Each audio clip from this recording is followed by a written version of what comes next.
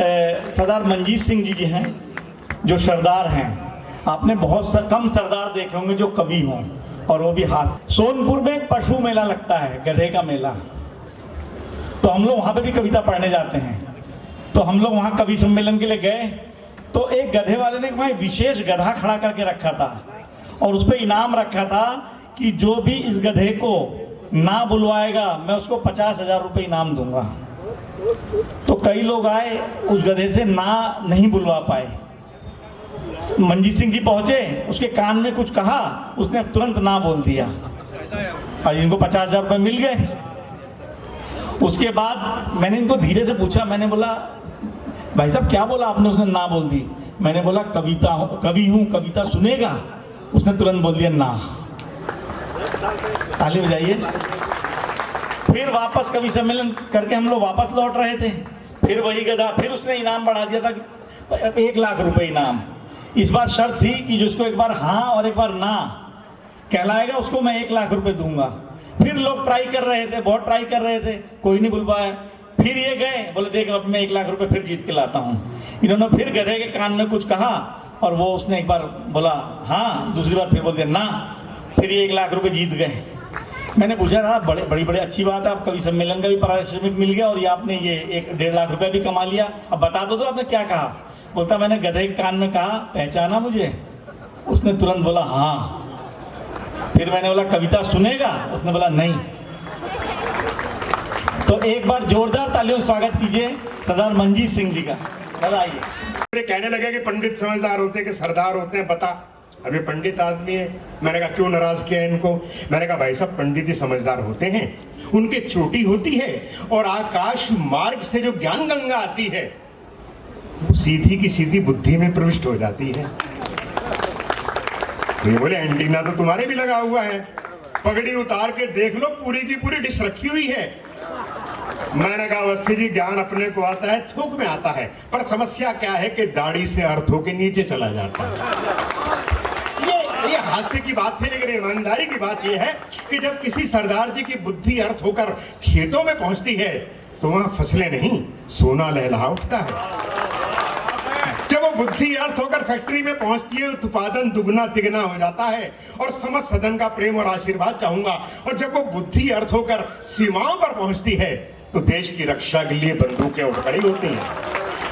ये तो इन्होंने बड़ी भलमन साथ में औरों को गधा बना दिया, वरना हमें लोग गधा बनाने के चक्कर में अपना चुटकुला फेल जाते हैं।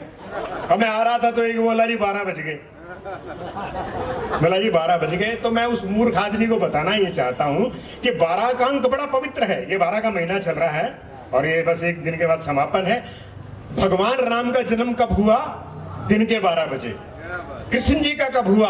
रात के 12 बजे। राम हुए त्रेता में, कृष्ण हुए द्वापर में। ये कलयुग चल रहा है, किसी और देवता ने अवतार लेना था, भाई सरदारों ने ले लिया। अब आप एक बात देखिए, जो आदमी अपने गांव का सरपंच नहीं बन सकता, वो 10 साल तक इस देश का प्रधानमंत्री रहा। तो ये कलयुग के देवता ने तो बताइए और क्या है।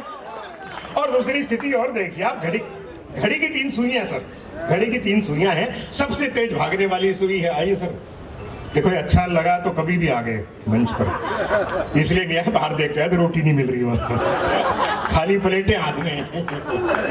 बहरहाल बहुत बढ़िया पढ़ा इन्होंने। सब हमारे भाई साहब एक पढ़ रहे थे कि मैं बिना पंखों के उड़ जाता हूँ, और वो भाई ये टेक्निक हमें भी बता दे, हम भी कुछ लाभ ले लेंगे इससे। तो वो मैं कह रहा था, वो घड़ी की 3 सुइयां हैं।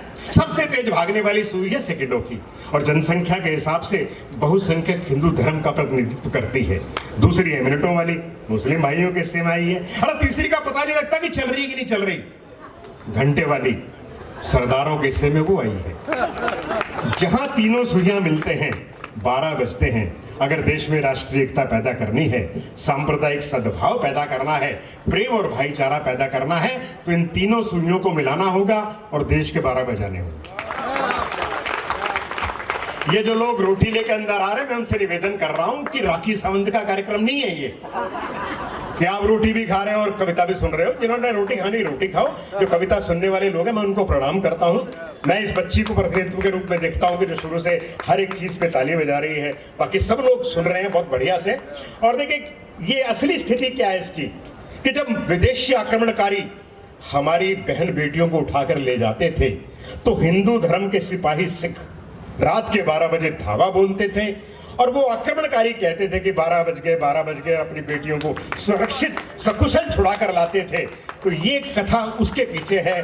और कहीं डॉक्टर हरिओम पंवार कहते हैं कि हम कर्जा खाए बैठे हैं गुरु गोविंद की कुर्बानी का, कि हम कर्जा खाए। अभी आपने वीर बाल दिवस मनाया छोटे साहबजादों की याद में कि हम कर्जा खाए बैठे हैं गुरु गोविंद की कुर्बानी का। हम क्या एहसान चुकाएंगे उनकी आंखों के पानी का। हम उनकी पूजा करते हैं आजादी के आधारों में, जिनके आगे जिनके 2-2 बेटे चिन गए दीवारों में, जिनके आगे जिनके आप समय थोड़ा है तो रंग देखते चलिए। ये हमारी छोटी बहन है यशोदा सोलंकी। देखिए ये लोग विद्वान है। ये रावण जो है उसके बारे में 36 बातें थी, लेकिन एक बात थी, वो शिव भक्त था और बड़ा प्रकांड पंडित था, बड़ा प्रकांड विद्वान था। उसके पास एक अलंका थी, 100 लंका इनके पास है, 100 अगला संभाले बैठा है। तो भाई हम तो क्या सुना है, हम तो खाकपति हैं, ये लंकापति है सारे। एक बार जोरदार तालियां बजा दीजिए।